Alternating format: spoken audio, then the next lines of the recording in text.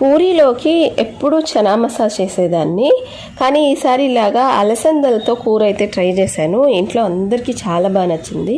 So ఈ అలసందల కూర కోసం అయితే ఓవర్ నైట్ అలసందలు నానబెట్టుకొని కొంచెం ఉప్పు పసుపు వేసుకొని అయితే 8 విజిల్స్ రానివ్వండి.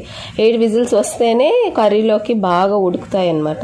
సో తర్వాత మార్నింగ్ ఇంకా ప్యాన్ పెట్టేసి అందులో ఆయిల్ వేసి అందులో చెక్క, లవంగం, యాలక్కాయి, కొంచెం జీలకర్ర ఇవి వేగిన తర్వాత 2 ఆనియన్స్ ఫైన్గా చాప్ చేసుకొని అందులోకి అల్లం వెల్లుల్లి పచ్చిమిర్చి ఇవి 3 కలిపి దంచిన పేస్ట్ వేసి పచ్చివాసన పోయేంత వరకు వేయించి తర్వాత 3 టమోటాలు ప్యూరీ వేసి అందులోకి ఉప్పు పసుపు ధనియాల జీలకర్ర పొడి అలాగే కొంచెం మిరప్పొడి గరం మసాలా బదులు ఈసారి అయితే ఈ మిసల్ మసాలాని యాడ్ చేశాను అనమాట. మిసల్ మసాలా వల్ల మనకి కర్రీ అంతా టేస్ట్ అయితే సూపర్ ఫ్లేవర్తో రెడీ అయిపోయింది.